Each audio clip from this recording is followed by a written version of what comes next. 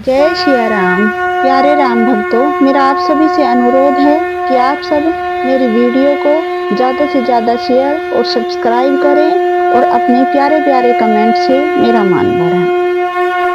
तब चित चढ़े जो शंकर कहे प्रभु अपमानु समझी उर देहु पाछिल दुख न हर देस व्यापा जसी है भ्यो महापरितापा। तब शिव जी ने जो कहा था वह उनकी समझ में आया। स्वामी का अपमान समझकर सती का हृदय जल उठा। पिछला परित्याग का दुख उनके हृदय में उतना नहीं व्यापा था जितना महान दुख इस समय पति अपमान के कारण हुआ। यद्यपि जग दारुण दुख नाना तब ते कठिन जाति ही अवमाना समझि सो सतहि भऊ अति क्रोधा बहुविधि जननी कीन प्रबोधा। यद्यपि जगत में अनेक प्रकार के दारुण दुख हैं तथापि जाति अपमान सबसे बढ़कर कठिन है। यह समझकर सती जी को बड़ा क्रोध आया। माता ने उन्हें बहुत प्रकार से समझाया बुझाया। शिवे अपमान न जाई सही हृदय न होई प्रबोध सकल सवाही हटी हटी के तब बोली वचन से क्रोध। परंतु उनसे शिव जी का अपमान सहा नहीं गया। इससे उनके हृदय में कुछ भी प्रबोध नहीं हुआ। तब वे सारी सभा को हठपूर्वक डांट कर क्रोध भरे वचन से बोली। सुना हूँ सभासद सकल मुनिंदा कही सुने जिने शंकर निंदा सो फल तुरंत लहब सब काहूँ भली भांति पछताब पिता हूँ।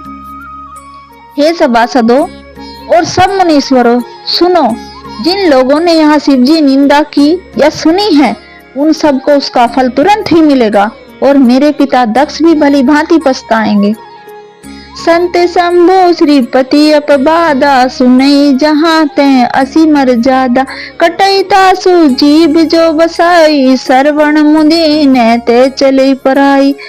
जहाँ संत शिव जी और लक्ष्मीपति विष्णु भगवान की निंदा सुनी जाए वहाँ ऐसी मर्यादा है कि यदि अपना वंश चले तो उस निंदा करने वाले की भी जीभ काट ले और नहीं तो कान मूंद कर वहां से भाग जाए। जगत माँ महेश पुरारी जगत जनक सबके हितकारी पिता मंद मति निंदत ते ही दक्ष शुक्र संभव यह देही। त्रिपुर दैत्य को मारने वाले भगवान महेश्वर संपूर्ण जगत की आत्मा है। वे जगत पिता और सबका हित करने वाले हैं। मेरा मंद बुद्धि पिता उनकी निंदा करता है और मेरा यह शरीर दक्ष के वीर्य से उत्पन्न हुआ है। तजहु तुरंत देहते ही हेतु उर्धर चंद्रमौली वृष केतु अस कहीं जोग अग्नि तनुजारा भ्यो सकल मुख हाहाकारा। इसीलिए चंद्रमा को ललाट पर धारण करने वाले वृष केतु शिव जी को हृदय में धारण करके मैं इस शरीर को तुरंत ही त्याग दूंगी। ऐसा कहकर सती जी ने योग अग्नि में अपना शरीर भस्म कर डाला। सारी यज्ञशाला में हाहाकार मच गया। सती मरनो सुनी शंभु गण लगे करण मक खीस यज्ञ विध्वंस बिलो की भृगु रक्षा की न मुनीस। सती का स्मरण सुनकर शिव जी के यज्ञ विध्वंस करने लगे।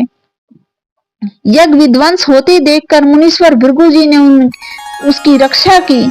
समाचार सब शंकर पाए वीर बद्रो करी कोप पठाए यज्ञ विध्वंस जाई तिन कीना सकल सुरा ने विधिवत फलु दीना। ये सब समाचार शिव जी को मिले तब उन्होंने क्रोध करके वीरभद्र को भेजा। उन्होंने वहां जाकर यज्ञ विध्वंस कर डाला और सब देवताओं को यथोचित फल दंड दिया। जग विदित दक्ष गति सोई जसी कछु शंभु विमुख के होई यह इतिहास सकल जग जानी तात में संग सेप बखानी। दक्ष की जगत प्रसिद्ध वही गति हुई जो शिव द्रोहियों की हुआ करती है। यह इतिहास सारा जानता है, इसीलिए मैंने संक्षेप में वर्णन किया है। सती मरत हरिसन बरु मागा, जन्म जन्म शिव पद अनुरागा। ते ही कारण इंद्रिय ग्रह जाई, जन्मी पार्वती तनु पाई। सती ने मरते समय भगवान हरि से यह वर मांगा कि मेरा जन्म जन्म में शिव जी के चरणों में अनुराग रहे। इसी कारण उन्होंने हिमाचल के घर जाकर पार्वती के शरीर में जन्म लिया। जब ते उमा शैल ग्रह जाई, सकल सिद्धि संपत्ति तह छाई।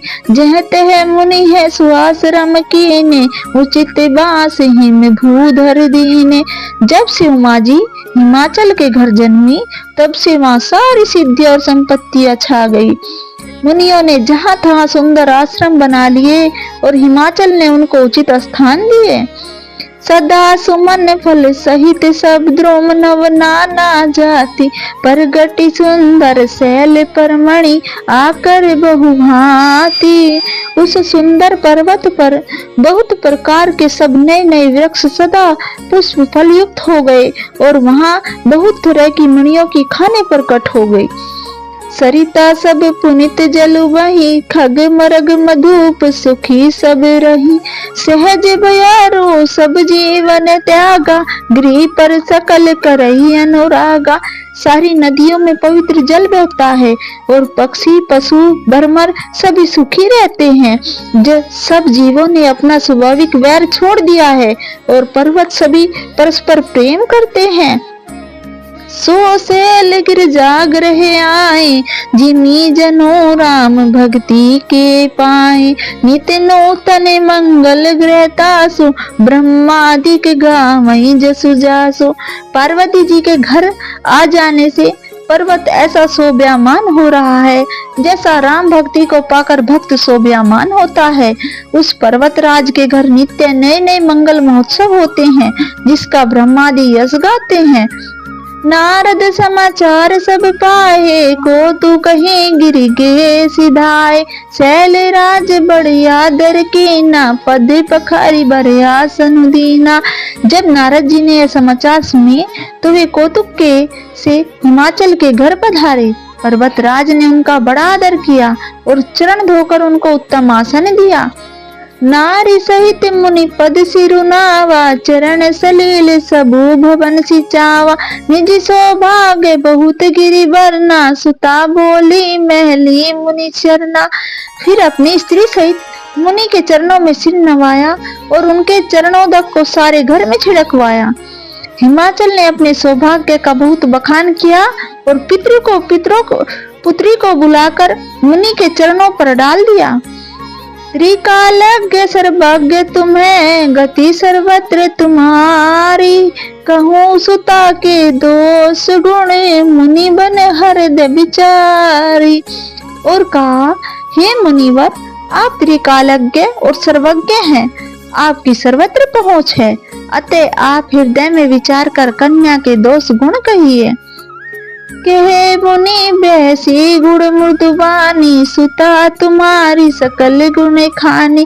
सुंदर सहज सुशील सयानी, नाम उमा अंबिका भवानी। नारद मुनि ने हंसकर रहस्य युक्त कोमल वाणी से कहा, तुम्हारी कन्या सब गुणों की खान है। यह स्वभाव से ही सुंदर, सुशील और समझदार है। उमा, अंबिका और भवानी इसके नाम हैं। सब लक्षण संपन्न कुमारी, होई संतत पियहि प्यारी।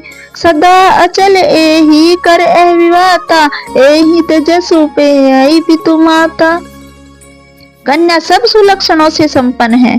यह अपने पति को सदा प्यारी होगी, इसका सुहाग सदा अचल रहेगा और इससे इसके माता पिता यश पावेंगे। होई पूज्य सकल जग माही, एहि सेवत कछु दुर्लभ नाही। एहि कर नामु सुमेरि संसारा, तिरिय चढ़ाई पति व्रत सिधारा। यह सारे जगत में पूज्य होंगी और इसकी सेवा करने से कुछ भी दुर्लभ न होगा। संसार में स्त्रियां इसका नाम स्मरण करके पतिव्रत रूपी तलवार की धार पर चढ़ जाएंगी।